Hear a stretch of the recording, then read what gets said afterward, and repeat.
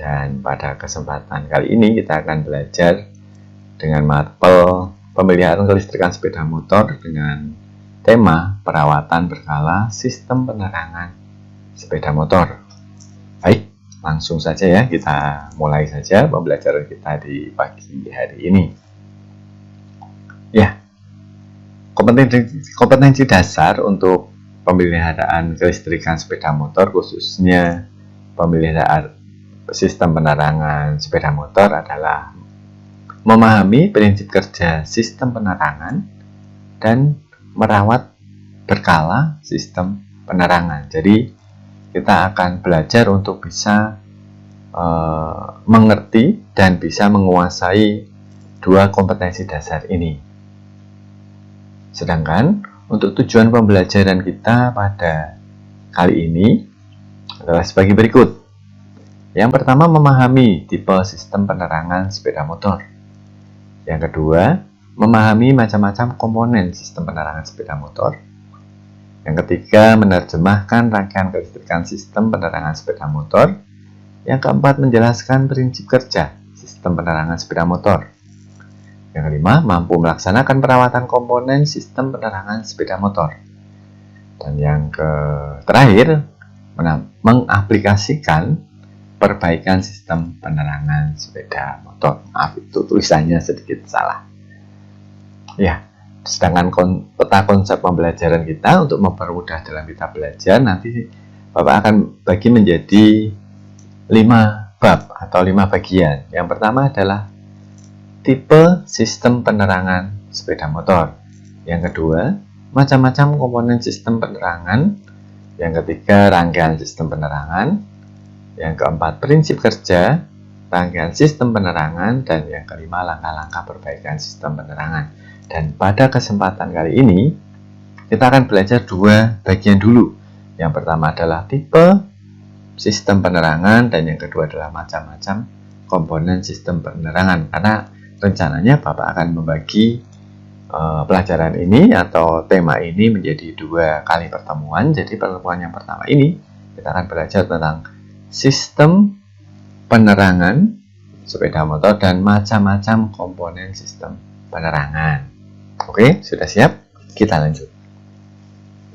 Ya, tipe-tipe sistem penerangan sepeda motor itu ada 2. Yang pertama adalah sistem penerangan AC atau arus bolak-balik. Kalian sudah belajar di kelas 10 ya tentang arus listrik, AC dan DC atau bolak-balik dan searah. Yang kedua adalah sistem penerangan DC atau arus searah. Jadi dalam sepeda motor ada 2 tipe ini. Kalau untuk sepeda motor yang sekarang itu kebanyakan memakai sistem penerangan DC, yaitu dia menggunakan aki sebagai atau baterai sebagai sumber tegangannya. Sementara untuk motor-motor yang dulu itu biasanya menggunakan sistem penerangan AC. Jadi dia menggunakan sumber tegangan langsung berasal dari generator atau alternator, atau biasanya kalau orang bengkel bilangnya spool. Jadi ada 2 tipe ini. Nah, cara membedakannya secara sederhana gampang. Jika kalian mendapati sepeda motor dengan lampu utama yang menyala semakin terang ketika handle gas kalian putar, itu berarti dia memakai sistem penerangan AC.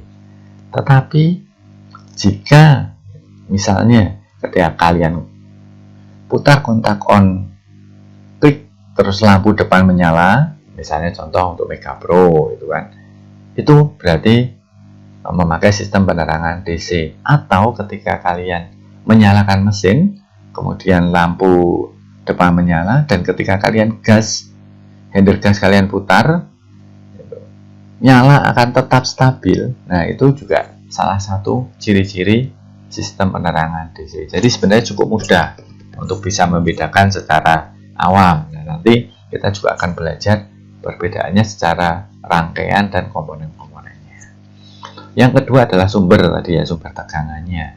Itu otomatis kalau AC itu berasal dari spool, itu dari dinamo, generator ya sebenarnya. Kemudian kalau sistem DC itu sumber utamanya itu dari aki gitu.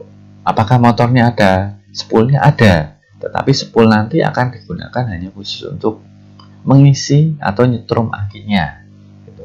Sedangkan untuk sistem penerangannya dia mengambil dari aki atau dari baterai. Lanjut ya. Nah, sekarang fungsi sistem penerangan. Ya, sistem penerangan itu memiliki dua fungsi. Yang pertama sebagai penerangan atau illumination. Bahasa Inggrisnya agak belibet nih.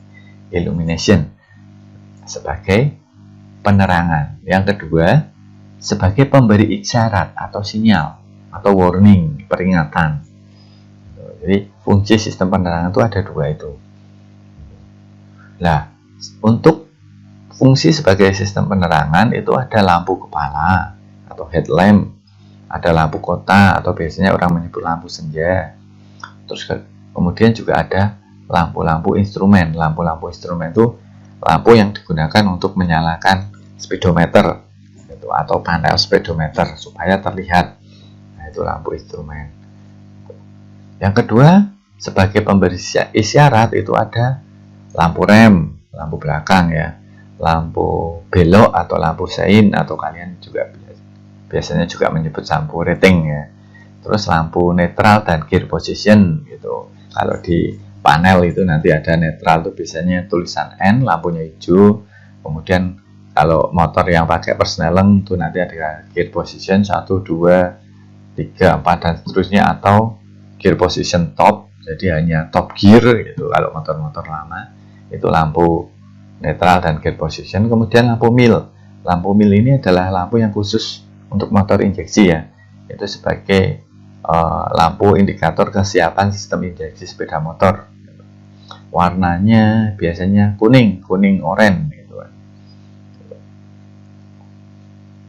Nah, sekarang kita akan berlanjut ke tadi ya, lampu kepala, karena ingat kita akan belajar untuk yang ini sebagai sistem penerangan dulu. Isyarat nanti kita tinggal terlebih dahulu di pembelajaran selanjutnya gitu. Kita belajar fungsi sistem penerangan sebagai penerangan gitu. Ada lampu kepala, lampu kota, dan lampu instrumen gitu. Kita lanjut kembali ya. Lampu kepala atau headlamp, fungsinya adalah sebagai penyinaran jarak jauh atau high beam dan jarak dekat atau low beam. Jadi untuk menyinari jalan berguna bagi pengendara yang pertama, sehingga pengendara ketika cuaca gelap malam hari misalnya, kondisi jalan masih terlihat, ada lubang, jalan belok, ada halangan, misalnya ada hewan yang melintas dan lain-lain, masih terlihat gitu kan. Selain itu juga untuk sebagai penanda bagi pengendara lain, terutama kalau lampu kepala atau lampu depan ya dari depan yang berseberangan, sehingga tahu, pengendara lain tahu bahwa kita sedang melintas gitu, atau sedang berjalan gitu. Nah, untuk lampu kepala nanti dilengkapi dengan indikator posisi lampu. Jadi di panel speedometer nanti akan saya tunjukkan ada satu lampu, biasanya dia menunjukkan untuk posisi hanya lampu jauh biasanya. Jadi ketika kamu menggunakan lampu jauh, maka lampu di panel indikator untuk lampu penunjuk indikator lampu jauh itu akan menyala, warnanya biru biasanya. Terus ada gambar lampunya. Untuk lampu dekat biasanya tidak. Ketika kalian pindah ke lampu dekat, otomatis lampunya mati. Oh, berarti itu lampu dekat. Nah, kenapa kok ada lampu jauh dan lampu dekat? Nah, nanti kita akan bahas di diskusi bisa, ataupun nanti di ya kita bisa bahas di diskusi. Lanjut ya. Lampu belakang atau tail lamp, itu lampu ekor atau stop lamp. Ada beberapa istilah. Fungsinya sebagai isyarat jarak sepeda motor pada kendaraan lain di belakangnya. Jadi kalau ada pengendara lain yang ada di belakang kita, akan tahu, oh di depan ada kita sedang mengendarai motor. Kemudian misalnya kita sedang mengerem, mereka juga akan tahu karena di situ juga ada lampu remnya, walaupun kita tidak bahas di sini karena ini hanya bahas lampu penerangannya. Tapi itu juga termasuk gitu kan, lampu belakang gitu kan. ketika mengerem, pengendara di belakang tahu, oh yang depan ngerem, berarti aku juga harus ngerem supaya tidak nabrak. Selanjutnya adalah lampu senja gitu, atau lampu kota. Ya, biasanya digunakan sebagai isyarat jarak sepeda motor pada kendaraan ketika sore hari atau ketika senja ya. Gitu. Ketika pengendara tidak butuh, kalau pakai lampu utama kayaknya masih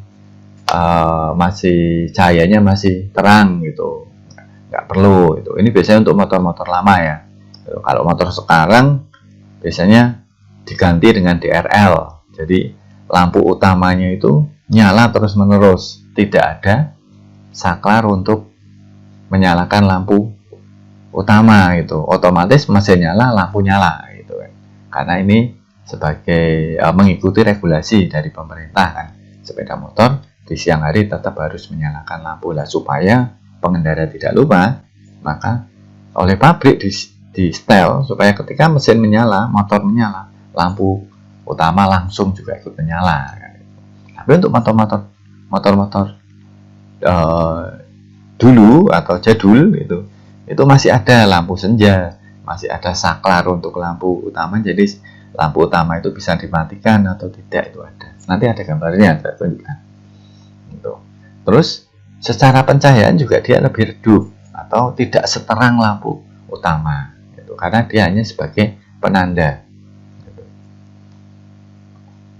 Lanjut, nah kita akan belajar selanjutnya adalah komponen-komponen sistem penerangan atau bagian-bagian dari sistem penerangan itu apa saja toh. Nah, kita akan pelajari bersama-sama. Yang pertama adalah baterai ya, sebagai sumber tegangan atau generator, alternator atau spool. Tergantung sistemnya, sepeda motor dengan sistem penerangan DC yang sumber tegangannya dari baterai, atau AC yang sumber tegangannya langsung dari spool atau generator atau alternator gitu kan. Walaupun untuk motor yang pakai sistem penerangan DC atau sistem kelistrikan DC tetap ada spoolnya, tapi spool nanti hanya berfungsi sebagai pengisi gitu, pengisi baterai. Sama seperti HP-mu butuh dicas lah, yang ngecas itu adalah alternator atau spool untuk motor-motor sistem penerangan atau sistem kelistrikan secara umum DC. Kalau AC ya nanti spool itu sebagai penyuplai listrik di lampu utama dan juga kelistrikan yang lain. Nanti ada kiproknya biasanya. Ya, lanjut. Nah, selanjutnya adalah kunci kontak. Ya, ini sebagai, ya saya yakin kalian paham deh, kunci kontak adalah sebagai saklar utama di sepeda motor. Sepeda motor bisa nyala itu harus kunci kontaknya on. Ini adalah saklar utamanya. Kalau di rumah itu bisa digambarkan seperti meteran listrik itu gitu kan. Kan ada saklarnya yang di bawah itu ya, yang kalau listriknya diklik dia off. Nah, itu saklar utama. Kalau di situ tidak di on kan, otomatis semua kelistrikan di rumah itu tidak akan bisa menyala. Demikian juga ini, ketika sepeda motor kunci kontaknya masih posisi off, ya otomatis kelistrikan di sepeda motor itu tidak berfungsi. Yang kedua, saklar lampu. Nah, tadi saya sudah jelaskan ya. Ini dari gambar, ini salah satu contohnya. Ini yang atas, yang bawah ini adalah saklar starter. Itu yang atas ini adalah saklar lampu. Biasanya modelnya seperti ini, ada keterangan gambar titik dan ada ini yang tengah dan yang kiri gitu. Jadi bisa diletakkan di 3 posisi. Posisi yang pertama seperti ini berarti lampu mati. Posisi yang kedua, jadi titik di sini itu sejajar dengan ini, itu nanti lampu kota yang nyala atau lampu senja. Ketika kita geser pol ke kiri, maka lampu utama atau lampu kepala itu yang menyala dan lampu senjanya. Ini biasanya untuk motor-motor yang agak jadul. Kalau motor-motor sekarang ini sudah dihilangkan ya, sudah dihilangkan, langsung otomatis mesin nyala, lampu utama nyala. Selanjutnya adalah saklar jauh dekat. Ya, ini ya kalau orang punya juga dim. gitu. Walaupun sebenarnya untuk dimmer itu ada sendiri, biasanya di motor-motor sport tuh ada semacam tombol tambahan kecil biasanya gitu. Ini adalah saklar jauh atau dekat gitu. Nah, seperti tandanya, yang ini adalah dekat, yang ini jauh gitu. Tergantung kita butuh yang mana gitu. Untuk lampu jauh kita gunakan ketika ketika kita butuh pencahayaan dengan jarak yang lebih jauh, supaya antisipasi kita terhadap situasi jalan itu bisa lebih bagus gitu kan. Kalau lampu dekat untuk jarak dekat dari sepeda motor gitu. Nah, kita juga harus hati-hati di dalam penggunaan terutama lampu jauh ya gitu kan. Kalau sebagai etika berkendara ataupun aturan berkendara, lampu jauh itu hanya digunakan ketika tidak ada pengendara lain dari arah depan gitu. Jadi kalau ada pengendara yang mau papasan dengan kita, sudah semakin dekat, maka ketika posisi di lampu jauh kita harus pindah ke lampu dekat, karena kasihan mereka akan silau gitu kan oleh lampu kita. Apalagi kalau lampu kita itu lampu yang cukup terang, itu akan menyilaukan mereka gitu. Lanjut. Nah, lampu indikator jauh tadi ya yang saya lihatkan ya, biasanya di sepeda motor pasti ada ini, warnanya biru, gambarnya seperti ini menunjukkan bahwa saat ini lampu yang menyala adalah lampu jauh. Sedangkan untuk lampu dekat tidak ada lampunya ini. Lampu dekat ya otomatis lampu ini mati, berarti yang menyala itu adalah lampu dekat. Lanjut. Nah, bolam lampu kepala itu, atau bolamnya sendiri gitu. Di sepeda motor itu ada beberapa macam bolam lampu kepala, yang ini berdasarkan urutan perkembangan teknologinya ya. Yang pertama adalah lampu kawat pijar atau bolam biasa kalau orang menyebutnya. Bentuknya kurang lebih seperti yang ada di gambar ini gitu kan. Ada kacanya gitu kan. Terus nanti biasanya filamennya atau yang menyala itu kan, kawat yang menyala ketika lampu itu menyala itu ada dua, ini untuk lampu jauh dan dekatnya gitu. Itu nyalanya biasanya cenderung warnanya itu kuning gitu, ke arah kuning, putih ke arah kuning. Yang kedua adalah lampu halogen. Nah, ini yang lebih canggih lagi gitu. Ya, warnanya lampunya lebih terang dengan konsumsi listrik yang kurang lebih sama gitu kan. Nyalanya lebih terang karena dia punya gas halogen yang nanti akan membuat pendaran cahayanya itu lebih terang dan biasanya juga warnanya lebih putih gitu. Nah, bagian-bagiannya seperti ini di gambar ini. Biasanya ciri-cirinya di bagian kacanya, di ujungnya itu ada tutupnya, seperti ada topinya. Nah, ini biasanya ciri-ciri lampu halogen gitu kan. Tuh, ada filamennya sama, hampir sama dengan wolfram, ada filamennya gitu kan. Tapi kelebihannya halogen di dalamnya itu ada gas halogen. Kalau ini biasanya dalamnya itu hampa udara. Nah, kalau ini adalah gas halogen itu yang ikut berpendar. Jadi kayak lampu listrik di rumah itu lampu TL misalnya gitu. Gitu. Oke, paham ya kurang lebih ya. Oh iya, itu sekedar tips, hati-hati ketika kalian memasang lampu halogen gitu kan. Jangan sekali-kali menyentuh bagian kacanya. Jadi ketika kalian memegang, ketika mau memasang atau melepas, peganglah bagian pangkalnya ini dudukan. Jangan dipegang bagian kacanya, karena itu akan membuat umur dari lampu itu akan lebih pendek atau lebih gampang putus. Hati-hati dengan itu. Lanjut. Yang selanjutnya adalah lampu HID. Nah, ini lebih canggih lagi. Lampu HID itu nyalanya lebih terang lagi. Nyalanya lebih terang lagi, biasanya warnanya putih. Dan dia membutuhkan perangkat-perangkat tambahan. Makanya ini bentuk kabelnya beda. Nanti akan ditambahi perangkat-perangkat tambahan yang membuat nanti nyala lampunya itu jadi lebih terang gitu. Tetapi biasanya ini jarang digunakan untuk motor-motor. Maksudnya untuk motor standar itu jarang digunakan. Biasanya ini variasi, dan kalau yang standar pakai HID itu biasanya motor-motor yang cc besar, motor-motor yang besar.